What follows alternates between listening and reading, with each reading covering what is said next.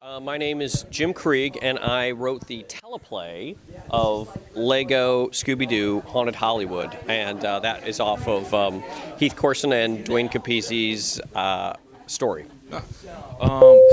Is this the first time you worked with Lego being in Lego? I'm sorry, Scooby in Lego form. I did a little punch up on the 22, but this is the first one that I really dove into, and fortunately, I had some previous experience with other Lego properties with the DC universe, so I had some idea of the joys and limitations of working with tiny pieces of plastic. So I guess going a little bit more into that, what do you enjoy with the whole Lego movies? It's strange that Lego's a really brilliant company, and it's kind of absorbed or made deals with all these different properties that we all enjoy, whether it's Lord of the Rings or Harry Potter or Justice League or Scooby Doo, and at the same time they're all still a Lego property. There is a quality to the humor that's slightly irreverent. It's not like full on parody, but it's funny. You can do things in Lego that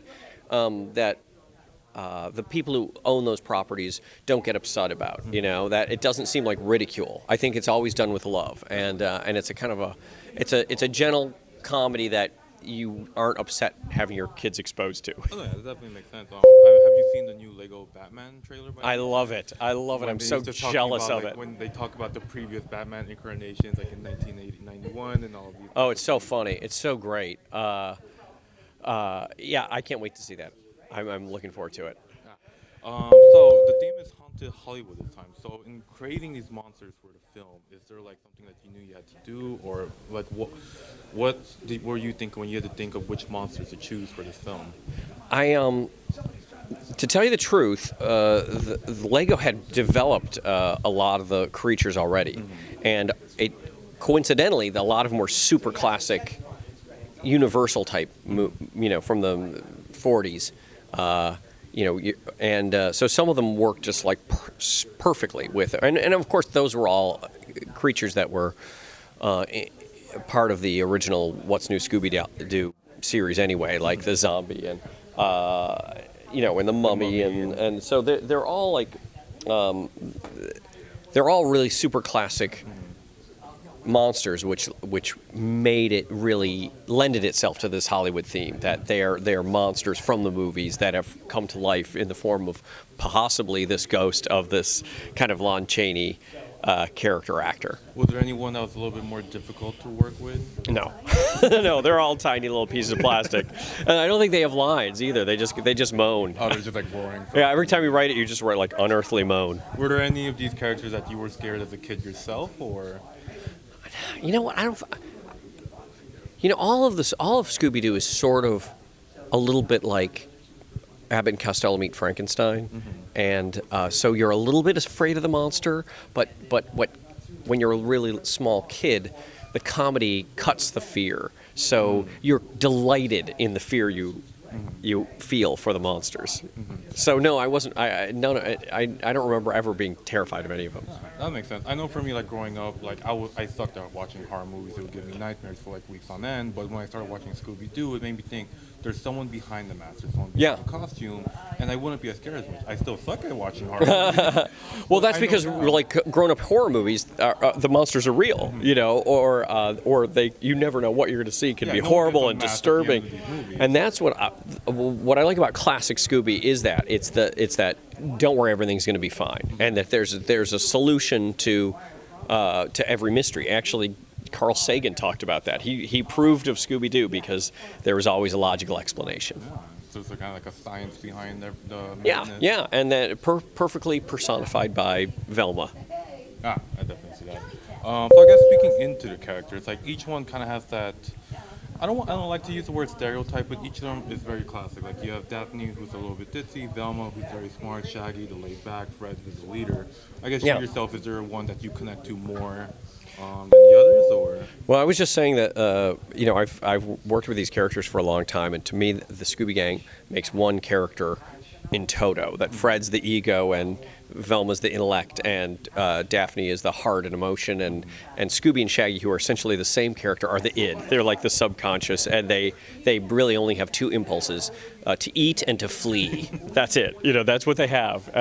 And I think that as a kid, you understand that you either want to have fun, you know, or you're terrified. And since I have not grown or developed in any way in the last 40 years, I guess I still relate to Shaggy. Well, I guess speaking of like how long it's existing, also like it started in like the 70s, like with the classic mystery band and everything. But it's appealed to so many generations. Like, why do you think that is? Like, there's so many other series that haven't really connected with newer generations, but Scooby Doo has consistently. I think because it's the original, you know. It's especially in the '70s. Even Hanna-Barbera, who made What's New Scooby Doo, tried to replicate it over and over again. With there were tons of Goober and the Ghost Chasers and the Spirit of '76 and all of these sort of, even Josie and the Pussycats. They're all teenagers who are solving mysteries or problems of some kind, and none of them quite capture the magic of Scooby-Doo. And I think it's a combination of the character design by Iwo Takamoto and all the voice work from including Frank Welker, who's still doing Fred after all these, and Scooby-Doo. And I was lucky enough to work with Kasem, who was the voice of Shaggy when he was still around. And they kind of imbued all these characters with a I don't want to say a reality, that's a little lofty, but with a charm, certainly, and made them super memorable. And I think things that have that kind of quality stick around. So again, I know there's a team up in here with the Mistress of the Dark Arts. Can you go into a little bit about that? Like, what was it like working with her? Yes, well, Drella Diabolique is a late night horror hostess, and obviously she's based on an Elvira type, and so I kind of worked hard to try and get Elvira, and it ended up working out, and so what a thrill to have the actual Elvira voicing this character in the Scooby universe. Boy, I hope they make a little minifigure of her. I really do. I know the director was talking about like how he doesn't always fanboy too much, but when he saw her, he knew he had to take a picture with her. I know, she's a force of nature. So I guess speaking of the team up, is there any team up that you would like to see in the future with Scooby Doo, or is there one that's been done in the past that you'd like maybe do a different interpretation of? The ones that I grew up with, they would have the strangest stars, but I would love to do. They used to have stars show up on the Scooby Doo mystery movies, and Dick Van Dyke's still around. I would love to have Dick Van Dyke on the show. Wouldn't that be amazing? Because a lot of them are gone. Jonathan Winters and Don Knotts, and they're all kind of, it's getting late. So yeah, that would be. I think that's my holy grail, to have Dick Van Dyke on the show. Oh, that would be interesting. I know for me, I know Batman and Robin have been on it before. Yes. A long time ago. So I would do that too. Lego Batman and Robin and Scooby Doo and Lego Scooby Doo is a really good team up. And I might pitch that, and you will get no money or credit for that. Well, since I'm recording, I suggested no. please be. Yeah, but I said I actually had that idea earlier. No, I didn't. Okay.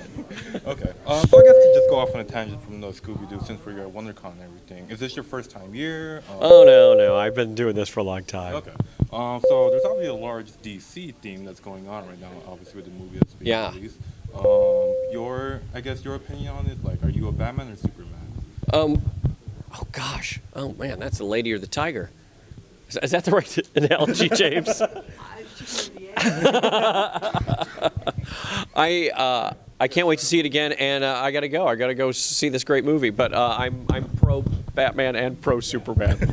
I hope they work it out.